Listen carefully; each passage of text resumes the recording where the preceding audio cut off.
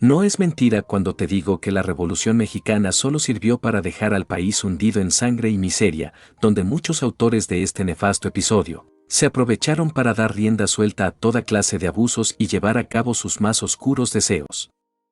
Es por eso que hoy conoceremos a los revolucionarios más crueles de la Revolución Mexicana. Si crees que falta alguien más, déjalo en los comentarios. Iniciemos. Número 1. Victoriano Huerta, el Chacal. Nacido en Colotlán, Jalisco en 1850, fue un reconocido militar porfirista, frío, calculador y traicionero, que eliminaba sin piedad a sus enemigos, por esto se ganó el apodo de El Chacal. Huerta fue el encargado de escoltar a Porfirio Díaz hacia el Ipiranga, que era el buque de carga alemán en el que partió el exmandatario hacia el exilio. Cuando Francisco I. Madero se convirtió en presidente, lo nombró jefe de las tropas federales para defender el Palacio Nacional del levantamiento armado, iniciado por los generales Manuel Mondragón y Bernardo Reyes, durante la llamada Decena Trágica. Victoriano Huerta, quien era un gran aliado del porfirismo, aprovechó esta rebelión y junto con Félix Díaz, sobrino de Porfirio, y muy en especial con el embajador estadounidense en México Henry Wilson, firmó el Pacto de la Ciudadela para derrocar definitivamente al gobierno en turno, quien de manera muy tonta confió en él hasta el final. En 1913, ya convertido en presidente de México, lo primero que hizo fue mandar a ejecutar a Francisco I. Madero y al vicepresidente José María Pino Suárez, cuando el trato era dejarlos libres y mandarlos al exilio. Esa noche, igual ordenó quitar la vida a Gustavo Amadero, quien era hermano y asesor del expresidente, ya que había destapado su plan de conspiración y traición. Este hombre se aprovechó de la revolución para llegar a la silla presidencial y durante su gobierno instaló una dictadura militar y disolvió el Congreso de la Unión, haciéndose de todo el poder. Huerta está catalogado como uno de los peores villanos de la historia, ya que traicionó a todos, amigos y enemigos, incluyendo a Madero, quien era su jefe y se fiaba de él. Asimismo mató y mandó a matar a mucha gente, lo cual lo efectuaba de muy mala manera, y es por eso que la revolución se extendió muchos años más, y con esto sumando más muertes de muchos más mexicanos, y todo por pura ambición. Terminó en el exilio en El Paso, Texas, donde murió en 1916, soñando con un día regresar para recuperar el poder. Al final sus restos descansan en una tumba llena de polvo y olvidada por todos. Número 2. José Inés Chávez, el Atila michoacano. La culminación del horror de Inés Chávez García se dio en los años de 1917 y 1918. Su pandilla llegó a alcanzar los 3.000 hombres que se desplazaban de un lugar a otro cometiendo robos, saqueos, incendios, secuestros, torturaban y mutilaban a los rivales vencidos y violinizaban a las mujeres de los pueblos caídos. Todos actos tan acostumbrados igualmente por los villistas. Los tigres pintados, a como se hacían llamar, eran muy crueles, se caracterizaban por su sadismo y por el resentimiento hacia los demás que demostraban. En ese momento, dominaban ya grandes regiones de Michoacán. La gente que lo conoció, describieron a Inés como un hombre sin piedad. Todos los asaltos que cometió se caracterizaron por un uso indiscriminado de violencia, robaba a pequeñas rancherías y pueblos muy pobres, así que no, la revolución no fue un acto de bondad, para ayudar a los más desamparados. Atacaba y asaltaba a las haciendas y ranchos agrícolas de personas que mantenían a su familia con su trabajo, y esto, para muchos de los dueños, significaron la ruina. Los pueblos donde quedaron más registros de su crueldad, fueron Degollado y Abasolo, en donde quitó la vida a hombres, mujeres y niños. En 1918, saqueó e incendió por completo el pueblo de Cotija, y lo mismo ocurrió con la Magdalena Valle de Santiago, mientras que en la ciudad de Manuel Doblado, los pobladores que huyeron a los cerros, murieron calcinados o eliminados brutalmente. Pues las órdenes de Chávez eran que todos los que trataran de huir del fuego debían ser cazados como animales. La escena era de locura, ordenaba que le prepararan alimentos después de la sangrienta batalla, la cual comía con tranquilidad, en medio de los incendios, frente a los colgados de los árboles, escuchando los alaridos de dolor de los que se quemaban y los gritos de súplica de las mujeres. Así como Villa tenía a su Fierro, o como Zapata a su Coronela, Inés tenía a Trinidad Ábalos, Un psicópata que disfrutaba torturando prisioneros y llevaba la cuenta de los hombres que personalmente había ahorcado en los árboles de Morelos. Una de las historias contaba que a veces los tigres pintados amarraban a sus prisioneros en estacas a lo largo de un camino y apostaban para ver a cuántos mataba Ábalos, con su machete, montado a pelo del caballo y a todo galope. Otro de sus actos barbáricos eran los descarrilamientos y asaltos a los ferrocarriles para robar a pasajeros y destrozar a los pequeños destacamentos militares que viajaban en los vagones custodiando la vida de los civiles. En los parajes más aislados, con su superioridad en hombres, detenía el tren, cortando los rieles o subiendo al vagón del maquinista con pistola en mano y obligándolo a parar. Después de acabar con la vida de los pocos soldados, bajaba a los pasajeros a empujones y balazos, y él mismo los registraba uno a uno para quitarles todas sus pertenencias, mientras ordenaba a sus compinches que se llevaran equipajes, joyas y dinero. Lo más grotesco de esto era que si había entre los viajeros una mujer que le gustara, la subía a uno de los vagones y la abusaba. Cuando terminaba de llenar sus bolsillos y dejar a la mujer en paz, se llevaba a alguna persona importante para exigir fuertes sumas de dinero como rescate. Con 27 años apenas, parecía que todas aquellas acciones violentas de Inés nunca acabarían. Contrario a lo esperado, su deceso no fue resultado de alguna de sus sádicas aventuras, sino que fue víctima de una epidemia. Era 1918, cuando un día se enteró de que una terrible enfermedad había brotado entre los pueblos, que acababa con hombres, mujeres y niños. No era otra cosa que la llamada influenza española. Pero Inés nunca pensó que aquella plaga mortal pudiera acabar con él, y así siguió imponiendo su gran avaricia por toda la comarca michoacana. Hasta que un día vio miles de cuerpos que se levantaban día a día en las calles, que en los cementerios no cabían más fosas y en muchos lugares se decidían por arrojarlos al río. Ante esta tremenda desgracia, Chávez huyó rápido a refugiarse en las montañas, tratando de ponerse a salvo de esta enfermedad mortal, pero hasta allá llegó la influenza española, donde empezó a ver cómo perdían la vida sus tigres pintados, a lo que bajó nuevamente al pueblo, para tratar de evitar el contagio. Poco a poco, sufriendo de fiebre, sus hombres quedaron tirados en los caminos. Hasta que un buen día, Inés al fin se contagió y pereció a los 29 años, cuando arriba de su caballo, trataba de llegar a un médico que lo auxiliara, sin tener éxito alguno. Número 3. El general Aureliano Blanquet, el cancerbero de Huerta. Blanquet nació en el año de 1848 en Michoacán, Morelia, y fue miembro de las Fuerzas Armadas Liberales desde los 15 años durante la Segunda Intervención Francesa, donde ascendió rápidamente.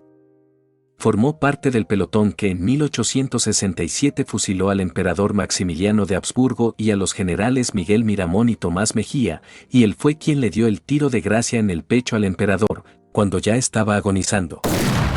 Para la revolución, ya era un militar de élite, que junto a Victoriano Huerta, luchó para derrocar al presidente Madero, y al final fue quien lo tomó preso durante la Decena Trágica, junto con el vicepresidente José María Pino Suárez.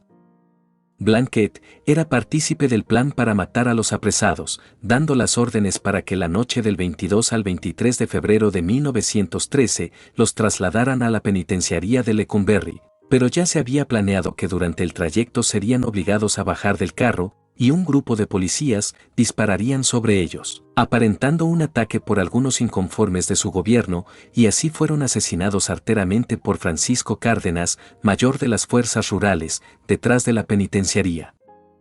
Asimismo, dejó pasar que Gustavo Amadero fuera torturado salvajemente por sus soldados. Muchos narran que el hermano del presidente varias veces pidió clemencia, hasta ofreció dinero para que no lo mataran, pero sin hacerle caso, solo provocaba que la tortura fuera aún más fuerte. Antes de morir, le quitaron con una bayoneta el único ojo que le quedaba, ya que de niño perdió el otro por un pelotazo, hasta que cayó muerto frente a la estatua de José María Morelos. No se sabía a dónde había sido llevado Gustavo, pero durante la sepultura de Francisco alguien le dijo a la familia dónde podría estar su cuerpo. Y fue así que Gustavo, de 38 años, fue identificado por una camisa que tenía bordadas las iniciales de su nombre y apellidos y por el ojo postizo. De esta manera Aureliano Blanquet aprovechó la revolución para traicionar, torturar y quitar la vida a cualquiera que no representara su ideología.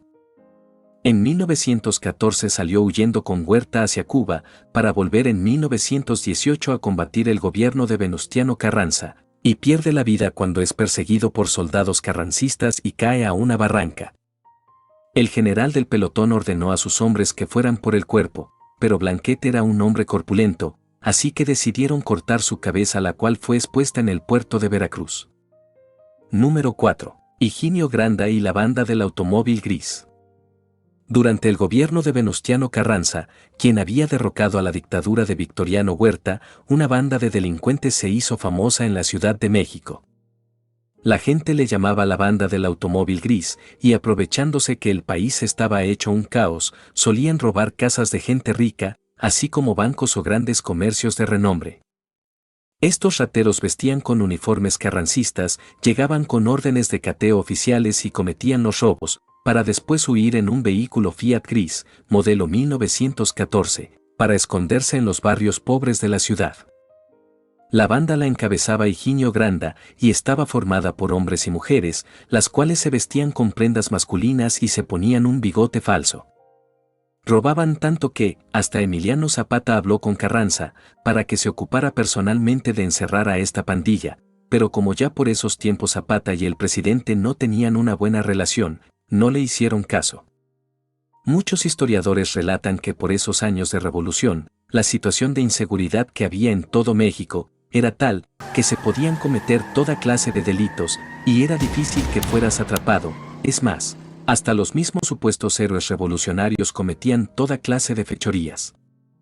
El gobierno estaba muy ocupado buscando armas y enemigos, sin ocuparse del bienestar del pueblo, lo cual ayudaba bastante con las actividades delictivas de la banda del automóvil gris.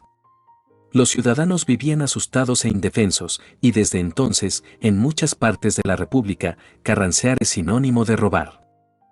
Número 5. Rodolfo Fierro, el carnicero de Villa. De las figuras históricas de la Revolución Mexicana, una de las más polémicas es la del sinaloense Rodolfo Fierro, apodado el carnicero, que aún mantiene su leyenda asesina. Era ferrocarrilero al momento de iniciar la revolución, fue la mano derecha de Francisco Villa y un asesino despiadado cuyas acciones no dejan de asombrarnos, porque solía asesinar en cantidad y era muy sanguinario. Cuentan que tanto, que antes de desayunar ya tenía que haber ejecutado a mínimo 2 prisioneros. Rodolfo Fierro destacó por su sangre fría, así como por algunos asesinatos ordenados o cometidos por él mismo. Algunos libros dicen que al parecer, la muerte prematura de su esposa provocó en Fierro sus ansias de asesinar, que roza el horror y la demencia. Lo que es interesante es ver cómo Villa mantenía a su lado a este criminal despiadado, mientras que por el otro se encontraba con la figura de Felipe Ángeles, uno de los idealistas más derechos de su tiempo. Según Villa en sus memorias, Fierro se incorpora a sus tropas en 1913 y en noviembre de ese año llama su atención en la batalla de Tierra Blanca y lo integra a sus dorados. Para ese momento, todos sabían que Fierro era un ser sanguinario, por lo que le apodaron el carnicero. Su principal actividad era la de recaudar dinero para el ejército villista y para ello extorsionaba y mataba a los hacendados. Hay una anécdota que dice que en 15 días Fierro mató a 15 personas por diferencias de ideas y desgraciadamente igual se sabe que abusó de varias mujeres durante sus acciones militares. En una ocasión mató a una persona en Chihuahua, porque apostó con otro sobre si un hombre herido de muerte cae hacia adelante o hacia atrás, y Fierro ganó la apuesta cuando la víctima cayó hacia el frente.